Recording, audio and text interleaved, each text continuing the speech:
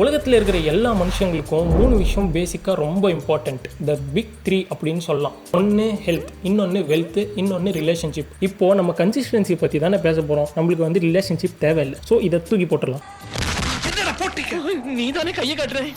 இப்போ நம்ம கிட்ட இருக்கிறது 2 முக்கியமான விஷயம். ஒன்று ஹெல்த், இன்னொன்று வெல்த். மணி எப்படி சம்பாதிப்போம்? ஒர்க் மூலியமா இல்லை நம்ம கெரியர் மூலியமா தானே சம்பாதிப்போம். ஸோ நம்ம வெல்த்துக்கு பதிலாக ஒர்க் அப்படின்னு வச்சுக்கலாம். ஸோ இந்த ஹெல்த் அண்ட் ஒர்க் இருக்குல்ல, அதாவது கெரியர் இருக்குல்ல, இந்த 2 விஷயத்தில் ஒருத்தன் சக்ஸஸ்ஃபுல்லாக இருந்தாலே தான் லைஃப்பில் இருக்கிற பாதி ப்ராப்ளம்ஸ் சால்வ் ஆகிடும் அப்படிங்கிறது தான் ஐதீகம். But most of the peoples இந்த 2 விஷயத்தில் கன்சிஸ்டண்ட்டாக இல்லாதது தான் இங்கே ப்ராப்ளமே. நம்ம ஜிம்முக்கு போகணும் அப்படின்னு சொல்லிட்டு செம்ம மோட்டிவேட் ஆகிட்டு ஜிம்முக்கு ஃபீஸ் எல்லாம் கட்டிட்டு 3 நாளைக்கு மேலே முக்க முடியாமல் வந்துடுவோம். அதே மாதிரி ஹெல்த்தை மெயின்டைன் பண்ணணும்னு சொல்லிட்டு காலையிலே எந்திரிச்சு ரன்னிங் போக ட்ரை பண்ணுவோம், இல்லை வாக்கிங் போக ட்ரை பண்ணுவோம். ஆனால் ரொம்ப நாளைக்கு அதை கன்சிஸ்டண்ட்டாக பண்ணவே முடியாது. இதை நம்ம கெரியர் லெவல் எடுத்துக்கிட்டோன்னா, நம்ம போகிற ஜாபாக இருக்கட்டும், இந்த மாதிரி கண்டென்ட் கிரியேஷன் பண்ணால் கூட சில பேருக்கு நல்ல பொட்டன்ஷியல் இருக்கும், நல்ல சப்ஸ்கிரைபர்ஸும் இருப்பாங்க. ஆனால் கன்சிஸ்டண்ட்டாக இல்லாத காரணத்தினாலேயே அவங்களால நல்ல ஒரு இடத்துக்கு போய் ரீச் அவுட் ஆக முடியாது. யாரா என்ன தாண்டா சொல்கிறேன். ஸோ இந்த மாதிரி எல்லாரோட லைஃப்லையும் ஏதோ ஒரு விஷயத்தில் நம்ம இது பண்ணால் நம்மளுக்கு நல்லதுன்னு தெரியும், நம்ம இது பண்ணால் நம்ம சக்ஸஸ்ஃபுல்லாக இருக்க முடியும்னு தெரியும். ஆனால் அதில் கன்சிஸ்டண்ட்டாக இல்லாதது தான் ஒரு பெரிய ப்ராப்ளமாக இருக்கும். இந்த மாதிரி உங்கள் லைஃப்பில் ஏதாச்சும் ஒரு விஷயம் இருந்தால் கூட இந்த வீடியோ உங்களுக்கு ரொம்ப யூஸ்ஃபுல்லாக இருக்கலாம். இந்த வீடியோவில் நம்ம என்ன பார்க்க போகிறோம்னா, நம்மளால் ஏன் கன்சிஸ்டண்ட்டாக இருக்க முடியல அண்ட் கன்சிஸ்டண்ட்டாக இருக்கிறதுக்கு நம்ம என்ன பண்ணணும் அப்படிங்கிற ஒரு சிம்பிள் கான்செப்டாக 2 கான்செப்டாக பிரித்து நான் சொல்ல போகிறேன். ஓகேவா? போவோமா? வாங்க போவோம். தம்பி, ஸ்டெப்பு தான் கஷ்டம், மற்றதெல்லாம் கொஞ்சம் கஷ்டம். எப்படின்னா விட்டுறாதீங்க, பிடிச்சி வந்துருங்க, நம்ம வரணும்.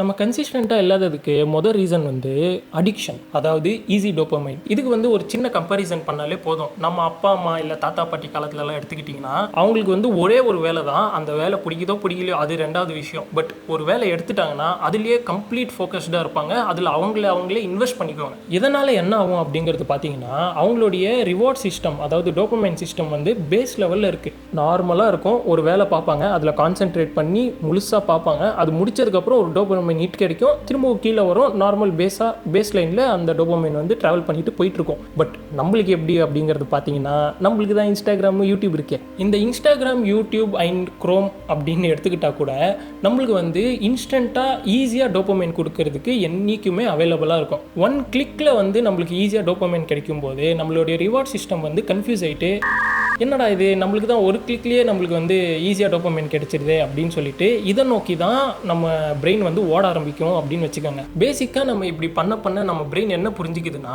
ஸ்க்ரோல் பண்ணால் நம்மளுக்கு ரிவார்டு கிடைக்குது, அதாவது டோபமைன் ஹிட்டு கிடைக்குது. அதுக்கு ஆப்போசிட்டாக ஒர்க் அப்படின்னு எடுத்துக்கிட்டா அதுக்கு எஃபர்ட் அப்படின்ற ஒரு வேர்டை புகுத்து விட்டுருது. கரெக்டு தானே? ஸோ அதனால் நம்ம எப்பயுமே ஒர்க்கை அவாய்ட் பண்ணிக்கிட்டே இருப்போம். எவன்டா இதை கஷ்டப்பட்டு பண்ணிக்கிட்டு இருக்கான், நம்மளுக்கு தான் ஈஸியாக நம்மளுக்கு ஸ்க்ரோல் பண்ணாலே ஜாலியாக இருக்குல்ல அப்படின்னு சொல்லிட்டு மோஸ்ட் ஆஃப் த டைம்ஸ் நம்ம ஒர்க்கை அவாய்ட் பண்ணிடுவோம். ஸோ நம்ம பிரெயின் ஓவர் ஸ்டிமுலேட் ஆகிட்டு இருக்கும். ஸோ நம்மளுடைய ஒர்க்கை கன்சிஸ்டண்ட்டாக இருக்கணும்னு நினச்சா கூட ஈஸியாக அதை அவாய்ட் பண்ணுறதுக்கான டிஸ்ட்ராக்ஷன்ஸ் இங்கே ஏகப்பட்டது இருக்குது. அண்ட் இன்னொரு விஷயம் என்னென்னா, நம்ம முழுசாக மோட்டிவேஷன் மேலே டிபெண்ட் ஆகிருப்போம். இந்த மாதிரி இன்ஸ்டாகிராம் ஸ்க்ரோல் பண்ணும்போதோ, யூடியூப்பில் ஸ்க்ரோல் பண்ணும்போதோ ஏதோ ஒரு விஷயம் ஆக்கப்பூர்வமாக பேசுகிறாங்க, ரொம்ப எனர்ஜெட்டிக்காக பேசுகிறாங்க. அப்போ என்ன ஆகும்னா, சடனாக நம்மளுக்கு மோட்டிவேஷன் ஸ்ட்ரைக் ஆகும். அந்த டைமில் நம்ம என்ன வேணால் பண்ணலாம் அப்படிங்கிறதெல்லாம் தோணும். அதுவுமே கைண்ட் ஆஃப் டோபமைன் ஹிட் தான் வச்சுக்கோங்களேன். ஏன்னா இவ்வளோ நாள் நம்ம எதுவுமே பண்ணல, கன்சிஸ்டண்ட்டாக இல்லை, ஒரு விஷயத்தை எடுத்தால் அதை பாதியிலேயே விட்டுறோம் அப்படின்ற ஒரு ஆதங்கம் நம்ம மனசில் இருக்க தானே செய்யும். அந்த ஆதங்கத்தை தீக்கிற மாதிரி ஒரு மோட்டிவேஷன் வீடியோ வந்தால் அந்த வீடியோவை பார்த்து ஓவர் ஸ்டிமுலேட் ஆகிறதோ இல்லை டோபமைன் செக்ரேட் ஆகிறதோ ஒரு நார்மலான விஷயம். பட் இப்படியே பண்ணிட்டு இருந்தால் நம்மளுடைய ஹேபிட் எப்படி ஆகிடும்னா, it will completely depend on motivation. Atomic habits புக்கோட ஆத்தர் ஜேம்ஸ் கிளியர் என்ன சொல்கிறாருன்னு பார்த்தீங்கன்னா, பீப்புள் ஈஸியாக மோட்டிவேஷனுக்கு விழுந்துருவாங்க அண்ட் எப்போ மோட்டிவேஷன் ட்ராப் ஆகுதோ அந்த வேலையை அப்பயே ட்ராப் பண்ணிடுவாங்க அப்படின்னு சொல்கிறாரு. ரியாலிட்டி என்னன்னு பார்த்தீங்கன்னா, கன்சிஸ்டன்சி அப்படிங்கிறது மோட்டிவேஷன் மூலியமாக வரது கிடையாது. கன்சிஸ்டன்சி அப்படிங்கிறது சிஸ்டமேட்டிக் ஹேபிட்ஸ் மூலியமாக வருது. நம்ம டெய்லி ஒரு விஷயம் பண்ணுறோம், பிடிக்குதோ பிடிக்கலையோ, நம்மளுக்கு அதில் இன்ட்ரெஸ்ட் இருக்கோ இல்லையோ, ஒரு விஷயத்தை முடிவு எடுத்துட்டு அதை டெய்லி பண்ணும்போது தான் அது ஒரு டிசிப்ளினாக மாறும். அதுக்கப்புறம் தான் அதில் கன்சிஸ்டண்ட்டாக இருக்க முடியுமே தவிர நம்ம மோட்டிவேட்டடாக இருந்தால் தான் நான் ஒர்க் பண்ணுவேன் அப்படிங்கிறது என்றைக்குமே ஒர்க் அவுட் ஆகாது அப்படிங்கிற ஒரு ரியாலிட்டி. ஆனால் நம்மளுடைய பிரெயின் எப்படி ட்ரெயின் இருக்குது அப்படிங்கிறது பார்த்தீங்கன்னா, டிஸ்கம்ஃபர்ட்டை பார்த்தாலே தூரமாக விலகிறது தான் நம்மளுடைய ஹேபிட். ஏதோ ஒரு இடத்துல டிஸ்கம்ஃபர்ட்டாக ஃபீல் ஆனால் கூட, இல்லை ஏதோ ஒரு விஷயம் பண்ணும்போது டிஸ்கம்ஃபர்ட்டாக ஃபீல் ஆனால் கூட, இல்லை ரிசல்ட்ஸ் தெரியல அப்படின்னும் போது கூட நம்ம பிரெயின் ஆட்டோமேட்டிக்காக அந்த விஷயத்தை ட்ராப் பண்ணுறதுக்கு தான் யோசிக்கும். இதைத்தான் சிக்மண்ட் ஃப்ராய்டு என்ன சொன்னார் அப்படிங்கிறது பார்த்தீங்கன்னா, பீப்புள் ஈஸியாக பெயின் அவாய்ட் பண்ணிட்டு ப்ளெஷரை நோக்கி தான் ஓடுவாங்க அப்படிங்கிறத சிக்மண்ட் ஃப்ராய்ட் சொல்லியிருப்பாரு. அண்ட் இன்னொரு விஷயம் நோட்டீஸ் பண்ணி பார்த்தீங்கன்னா, இப்போ இருக்கிற சுச்சுவேஷனில் நம்மளுக்கு எண்ட்லெஸ் ஆப்ஷன்ஸ் இருக்குது. மோர் சாய்ஸஸ் ஈக்குவல்ஸ் டு ஓவர் திங்கிங்கில் தான் போய் முடியும். நம்ம எந்த விஷயத்தை சூஸ் பண்ணுறது அப்படிங்கிறது நம்மளுக்கு பெரிய கன்ஃபியூஷனாக இருக்கும். அண்ட் இன்னொன்று என்னென்னா, நாவல்ட்டியை பார்க்கும்போது, அதாவது ஒரு புது விஷயத்தை பார்க்கும்போது நம்மளுக்கு வந்து அதுதான் பெரிய அட்ராக்ஷனாக இருக்கும். ஒரே விஷயத்தை கண்டினியூஸாக ரிப்பீட் பண்ணுறது வந்து ஆப்வியஸ்லி நம்மளுக்கு வந்து டிஸ்கம்ஃபர்ட்டை தான் ஃபீல் பண்ண வைக்கும். அண்ட் அது வந்து ஒரு கட்டத்துக்கு மேலே போர் அடிச்சிடும். அந்த டைமில் ஒரு புது விஷயத்தை பார்க்கும்போது நம்ம அதை நோக்கி தான் போகணும்னு தோணும். அதில் தான் பெரிய இன்ட்ரெஸ்ட் வரும். புதுசாக ஏதாவது ட்ரை பண்ணணும்னு சொல்லிட்டு ஒரு விஷயத்தை எடுத்து அந்த விஷயத்தில் கன்சிஸ்டண்ட்டாக இருந்தால் கூட பாதியிலே அந்த கன்சிஸ்டன்சி பிரேக் ஆகிட்டு அதிலிருந்து திரும்ப ஒரு புது விஷயத்தை ஸ்டார்ட் பண்ணுறதுனால நம்மளால் எந்த ஒரு விஷயத்துலையும் எண்ட் பாயிண்ட்டை வந்து ரீச் பண்ணவே முடியாது. எண்ட் பாயிண்ட்ன்றதை தவிர ஒரு சாட்டிஸ்ஃபேக்ஷன் அடையவே முடியாது அப்படிங்கிறது தான் ரியாலிட்டி. ஸோ இதனால் புரிஞ்சுக்க வேண்டியது என்னென்னா, நம்ம பிரெயின் வந்து நாவல்ட்டியை நோக்கி தான் ஓடும். அதாவது புது விஷயத்தை நோக்கி தான் ஓடும். எப்பயுமே அந்த அட்ராக்ஷன் வந்து இருந்துக்கிட்டே தான் இருக்கும். பட் அதுக்குன்னு நம்ம எப்பயுமே ஒரு புது விஷயத்தை ட்ரை பண்ணிக்கிட்டே இருக்குன்றது அர்த்தம் கிடையாது. இதனால் நம்மளுக்கு வந்து ஓவர் திங்கிங் தான் நிறைய ஆகும். இப்போ வந்து ஒரு புது விஷயத்தை பார்க்கும்போது அதை பண்ணலாமா இதை பண்ணலாமான்னு தோணும். இதை பண்ணால் சரியாக வருமா, அதை பண்ணால் சரியாக வருமா, எப்போ நம்ம சக்ஸஸ்ஃபுல் ஆகும் அப்படின்னு தோணும். பட் ரியாலிட்டி வந்து ஒரு விஷயத்தை சூஸ் பண்ணிட்டா நம்மளுக்கு வந்து சோல்ஃபுல்லாக அது ஒரு விஷயம் பிடிக்குது, நம்ம அதை பண்ணால் நம்ம சக்ஸஸ்ஃபுல்லாக இருப்போம் அப்படின்னு நினைக்கிறோம் போது அதை கன்சிஸ்டண்ட்டாக பண்ணால் தான் நம்மளால் சக்ஸஸ்ஃபுல்லாக இருக்க முடியுமே தவிர புது விஷயத்தை பார்த்த உடனே அது நோக்கி ஓடுறதுல எந்த ஒரு அர்த்தமும் கிடையாது. ஏன்னா திரும்பவும் அதில் ஸ்க்ராட்ச்லேருந்து தான் நீங்கள் ஸ்டார்ட் பண்ண போகிறீங்க. அதுவுமே ஒரு கட்டத்தில் போர் அடிச்சிடுச்சுன்னா மானங்கிட்ட மைண்டு அதையும் ட்ராப் பண்ண தான் செய்யும். சரி, இப்போ வந்து நம்ம எப்படி கன்சிஸ்டண்ட்டாக இருக்கிறது அப்படிங்கிறத பார்ப்போம். அதுக்கு முன்னாடி நம்ம ஒரு அன்கம்ஃபர்டபுள் ட்ரூத்தை வந்து புரிஞ்சுக்கணும். நம்ம வந்து லேசியாக கிடையாது, நம்ம வந்து இன்கன்சிஸ்டண்ட்டாக கிடையாது. பட் நம்மளை சுற்றி இருக்கிற என்விரான்மெண்ட் டிஸ்ட்ராக்ட் பண்ணுற விதமாக இருக்குது. நம்ம எப்பயுமே கம்ஃபர்டபுள் தான் லைஃபு, கம்ஃபர்டபுளாக இருந்தால் தான் லைஃப் ஜாலியாக இருக்கும் அப்படிங்கிற ஒரு ஸ்டீரியோ டைப் ஐடியா வந்து மண்டையில் ஃபிக்ஸ் பண்ணி வச்சுருக்கோம். டிஸ்கம்ஃபர்ட் அப்படின்னா அது வந்து ஒரு ஆபத்தான ஒரு விஷயமாகவும், கம்ஃபர்டபுள் அப்படின்னா அது வந்து ஒரு ஹாப்பியான ஒரு விஷயமாகவும் நம்ம மைண்டில் ஃபிக்ஸ் பண்ணி வச்சுருக்கோம். அண்ட் மோர் ஓவர் நம்ம வந்து ஃபீலிங்ஸ் கூட ரொம்ப அட்டாச் ஆகிருக்கோம். நான் நல்லா ஃபீல் பண்ணால் தான் நான் ஒரு விஷயத்தை பண்ணுவேன், அப்போ தான் அது சக்ஸஸ்ஃபுல்லாக இருக்கும், இல்லை அப்போ தான் அது நல்லா இருக்கும் அப்படிங்கிற ஒரு ஐடியாவும் நம்ம மைண்டில் இருக்குது. இந்த மாதிரியான சில விஷயங்கள் தான் உங்களை கன்சிஸ்டண்ட்டாக இல்லாமல் தடுக்குதே தவிர நீங்கள் லேசியாக கிடையாது, நீங்கள் ப்ரொகாஸ்டினேட் பண்ண கிடையாது.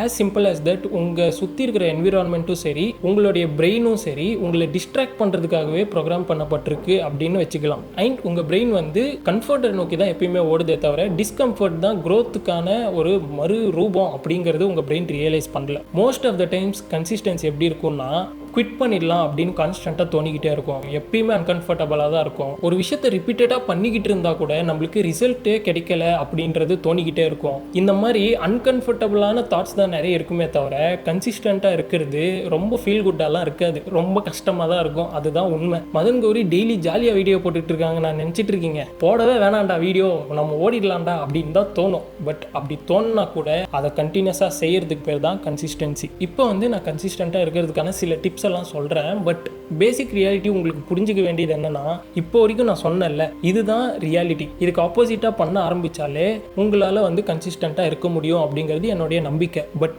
இருந்தாலும் ChatGPT கிட்டலாம் கேட்கும்போது சில டிப்ஸ் எல்லாம் சொல்லிச்சு, அது யூஸ்ஃபுல்லாக இருக்குதா எடுத்துக்கங்க. ஸோ அதை நான் டக்குன்னு சொல்லிட்டு வந்துடுறேன். மொதல் விஷயம் என்ன அப்படிங்கிறது பார்த்தீங்கன்னா, உங்கள் கோல்ஸை வந்து சுருக்கிக்கிறது. பேசிக்லி நான் வந்து ஒரு பெரிய கண்டென்ட் கிரியேட்டர் ஆகணும்னு வச்சுக்கோங்களேன். இப்போ வந்து டெய்லி நான் வந்து கண்டென்ட் கிரியேஷனுக்காக 3 மணி நேரம் செலவு பண்ணுவேன் அப்படிங்கிறத விட டெய்லி நான் ஒரு அரை மணி நேரம் ஆச்சு என்னுடைய கண்டென்ட் கிரியேஷனுக்காக நான் செலவு பண்ணுவேன்ப்பா அப்படிங்கிற ஒரு மைண்ட் செட்டுக்கு வந்துட்டோன்னா அதை தவிர்க்கவே முடியாது. நம்மளாலேயே நோ சொல்ல முடியாது. ஏன்டா இதை கூட பண்ண முடியாதா அப்படிங்கிற மாதிரியான கோல்ஸை நம்ம ஃபிக்ஸ் பண்ணிட்டோன்னா நம்மளுக்கான ஹேபிட்ஸ் வந்து ஃபார்ம் ஆகிறதுக்கு ரொம்ப ஈஸியாக இருக்கும். ரெண்டாவது வந்து பார்த்தீங்கன்னா, உங்களுடைய மூடை ஃபிக்ஸ் பண்ணுறதுக்கு பதிலாக உங்களுடைய டைமை ஃபிக்ஸ் பண்ணுறது. ஒரு விஷயம் இத்தனை மணிக்கு நான் பண்ணுவேன்னா அத்தனை மணிக்கு நான் பண்ணுவேன், அவ்வளோதான். அது நான் நல்லா ஃபீல் பண்ணுறனோ நல்லா ஃபீல் பண்ணலையோ, எனக்கு இது இருக்கோ அது இருக்கோ, அதெல்லாம் எக்ஸ்கியூஸே இல்லாமல் ஒரு டைம் நான் ஃபிக்ஸ் பண்ணிட்டேன், இந்த டைமில் நான் இதை தான் பண்ண போகிறேன் அப்படின்னும் போது ஒரு 7 மணிக்கு நான் ஜிம்முக்கு போக தான் போகிறேன் அப்படின்ற ஒரு ஃபிக்ஸ் பண்ணிட்டீங்கன்னா 7 மணிக்கு என்ன ஆனாலும் ஜிம்முக்கு போவேன் அப்படிங்கிற ஒரு விஷயத்தில் நம்ம ஸ்ட்ராங்காக நிற்கணும். அண்ட் மூணாவது விஷயம் என்ன சொல்கிறாங்க அப்படிங்கிறது பார்த்தீங்கன்னா, உங்களுக்கு இருக்கிற பேசிக் டிஸ்ட்ராக்ஷன்ஸ் எல்லாம் ரொம்ப தூரமாக வச்சுக்கணும். ஃபார் எக்ஸாம்பிள், ஃபோன் ஆனில் இருக்கிறதோ, நோட்டிஃபிகேஷன் ஆனில் இருக்கிறதோ,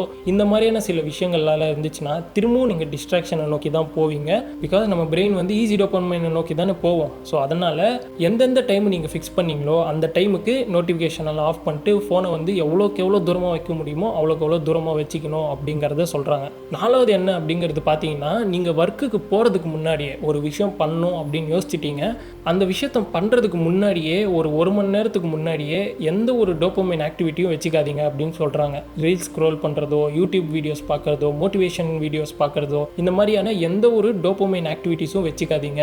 ஏன்னா இப்போ டோபமைன் ஆக்டிவிட்டி வச்சுக்கிட்டிங்கன்னா ஆல்ரெடி உங்களுக்கு டோபமைன் கிடைச்சிருச்சுன்னா இந்த ஒர்க் பண்ணுறதுக்கு ஒரு டோபமைன் நீடே இருக்காது. உங்களுக்கு இங்கேயே டோபமைன் கிடைச்சிருச்சுன்னா நீங்கள் ஒர்க் பண்ணவே தேவையில்லையே. 5வது விஷயம் வந்து ரொம்ப சிம்பிளான ஒரு விஷயம், டெய்லி ட்ராக் பண்ணுறது. நீங்கள் என்னென்ன பண்ணுறீங்க, நீங்கள் கரெக்டாக தான் பண்ணிக்கிட்டு இருக்கீங்களா அப்படிங்கிறத டெய்லி ஒரு நோட் புக்லேயோ இல்லை வந்து உங்களுடைய ஃபோனில் இருக்கிற நோட்ஸ்லையோ ட்ராக் பண்ணிக்கிட்டே இருக்கணும் அப்படின்றது. 6வது விஷயம் ரொம்ப இம்பார்ட்டண்ட்டான விஷயம், which is accepting that you will feel quitting.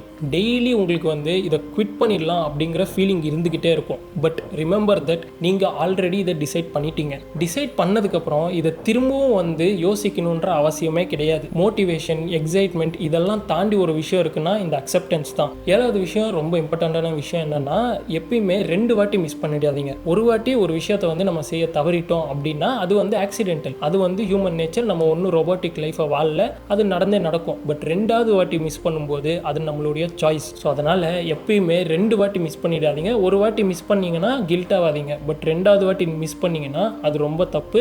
அப்பயுமே கில்ட் ஆகாமல் 3வது வாட்டி எப்படியோ ஒன்று பிடிச்சிருங்க. 8வது விஷயம், இதுவும் ரொம்ப இம்பார்ட்டண்ட்டான ஒரு விஷயம் தான். நம்ம வந்து ரிசல்ட் மேலே ஃபோக்கஸ் பண்ணுறத விட ஐடென்டிட்டி மேலே ஃபோக்கஸ் பண்ணுறது. எனக்கு வந்து நான் சக்ஸஸ்ஃபுல்லாக இருக்கணும் அப்படிங்கிறத யோசிக்கிறத விட நான் வந்து என்ன ஆனாலும் டெய்லி இந்த விஷயத்த பண்ணிக்கிட்டே இருப்பேன், ஏன்னா இது எனக்கு பிடிக்கும் அப்படிங்கிறது எனக்கு தெரியும் அப்படிங்கிற ஒரு மென்டாலிட்டியை கிரியேட் பண்ணிக்கிறது. Repeated actions equals who you are. நம்ம டெய்லி என்ன பண்ணுறோமோ அதுதான் நம்ம அப்படிங்கிற ஒரு மென்டாலிட்டியை வளர்த்துக்கிறது. நீங்கள் டெய்லி நீங்கள் நினச்ச டைமில் நீங்கள் நினச்ச வீடியோஸை போஸ்ட் பண்ணிட்டு தான் இருக்கீங்க, அப்போது நீங்கள் கண்டென்ட் கிரியேட்டர் தான். நீங்கள் சக்ஸஸ்ஃபுல் ஆனால் தான் கண்டென்ட் கிரியேட்டர் அப்படிங்கிறது கிடையாது. பேசிக்காக இந்த வீடியோ வந்து யாருக்கு ஹெல்ப்ஃபுல்லாக இருக்கோ இல்லையோ எனக்கு ரொம்ப ஹெல்ப்ஃபுல். ஏன்னா நம்ம சேனலோடைய சப்ஸ்கிரைபர் இருந்தீங்கன்னா உங்களுக்கு எல்லாருக்குமே தெரியும், இன்கன்சிஸ்டன்சியில் ஒரு பேர் எடுத்தோன்னா அது நான் தான். ஏன்னா மாதத்துக்கு ஒரு வீடியோ, 2 மாதம் கழிச்சு ஒரு வீடியோலாம் போட்டுக்கிட்டு இருப்பேன்.